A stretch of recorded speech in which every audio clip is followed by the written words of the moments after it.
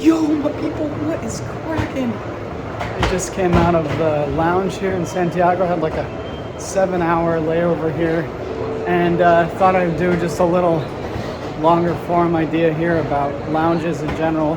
Not something that I typically partake in, but I do end up doing a lot of travel, and sometimes a nice little break in a lounge is a good thing, kind of refresh and get going again. Also, it's nice to have access to food that you don't have to pay $1 bazillion for each piece, and drinks too. In this case, a shower, which was nice. And all right, so this is the first time I've ever tried to do this, so I had to kind of cut it back there. But we'll see if this is something I can get into on a regular basis. So one of the things that's kind of funny about lounges is, like, back in the day, there used to be a way where you could just kind of easily pay your way into like a Delta lounge, for example. Pay like $50 and get, like, you know, kind of an unlimited stay in the lounge. And $50, although it sounds like a lot of money, it's definitely cheaper than taking a taxi somewhere, checking into a hotel. If you've got like a 7 or 8 hour layover, you know, oftentimes with the traffic of getting out of the airport, getting somewhere, coming back is going to be, you know, kind of a losing debacle. So like anywhere between like 4 and 8 hours, I would say a lounge is like a good thing, particularly if it's got like a area that you can rest in, or like a shower facility. Kind of really increases your ability to get some rest in, which if you're about to embark on like a 14-hour flight like I am now, that's kind of a nice thing. So anyways, here in the Santiago airport, because I end up becoming basically a frequent flyer with Delta, they actually let me into the lounge, which is pretty cool. I don't have to pay anything, which means the company I work for is happy because it saved a little bit of money for them. But also, it's just kind of nice. Go in there, welcomed in, kind of like part of this weird little exclusive club. But anyways, yeah, this one in particular, the one in Santiago, is really nice. It's got showers and this little like sleeping area. It's got good Wi-Fi. It's easy to connect to.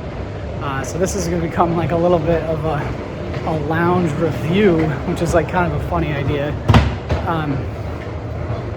But highly recommended if you're in the Santiago airport and you're just, you know, I don't know, let's say you're a frequent flyer with Delta or one of their partners. You can get in there pretty easily, and yeah.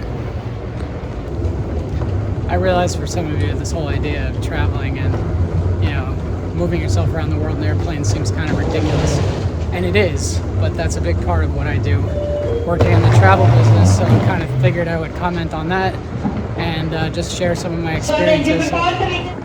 Actually, that last interruption is kind of a funny part of the whole game too, because one of the nice things about being in the lounge is you're kind of insulated from this auditory environment. Some people like lounges because there's kind of an open bar, but I don't drink alcohol, so that doesn't really move the needle much for me. Also, there's kind of like all you can eat buffets, so if you're really hungry, then of course, you know, that works out well, but I try not to overeat in general. It's hard at the lounge because they typically have pretty high-end, kind of nice and tasty food. But today I just have a salad and actually kind of splurged on an ice cream, you could say, which was nice. And yeah, now I'm making my way to the gate. One of the other fun things about lounges is they sometimes will let you know when your flight's about to leave. So if you're still in the lounge, they kind of like hustle you onto the gate. That doesn't happen all the time, so it's not something you can kind of rely on, but all right, so the last thing I wanted to say about the lounges is that it's just kind of funny. Like in the last bunch of years, Delta has made it essentially impossible for you to go into a lounge. And I do a lot of travel with Delta, and so it would be kind of nice, you know, in my long layovers in JFK, which were somewhat common, to be able to just, you know, even if it involved a fee, pay like $50 to just jump in a lounge. But they don't make that possible anymore. You have to have one of their fancy credit cards, which, you know, are like $300 a month or something like that, which is kind of a lot considering that or $300 a year. You know, it's just kind of one of those price points where it's, or $500 a year, which is just kind of like a little bit too much. So anyways, I find it kind of funny though that the same kind of quote status that you have with Delta and one of its partners allows you into the lounge without paying any fee, just as long as you're kind of outside of the US. And this happened to me a couple times recently. One time when I was in Amsterdam, I was flying on KLM, and they said, oh, you can come into the lounge. I was like, oh, okay, that's pretty cool. But then, again, with its own airline, with its own status and its own frequent flyer program, it's not possible. So anyways, it's kind of weird little travel rant here, but maybe that'll become its own series in itself. So the other thing, while we're talking about lounges, is just the incessant announcements that are out here in the open space. You can hear them here. It's basically impossible to get anything done unless you've got some kind of noise canceling headphones or something like that. And so I don't even know if you'll be able to hear this actually, but it's like talking over each other. In the last like 7 hours I've been in the lounge, I haven't heard any of these announcements. It's been pretty nice. So the last thing I'll say tonight, which I think is kind of a funny thought, is, and this happens to me pretty much on every time I go to a lounge, I forget to bring a change of clothes.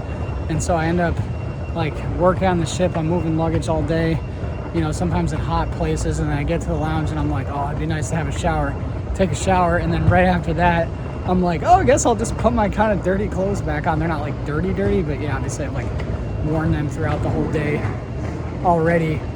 And it kind of takes a little bit of the fun off of the game. But part of that's because I typically almost always have my carry-on just jammed full of camera gear.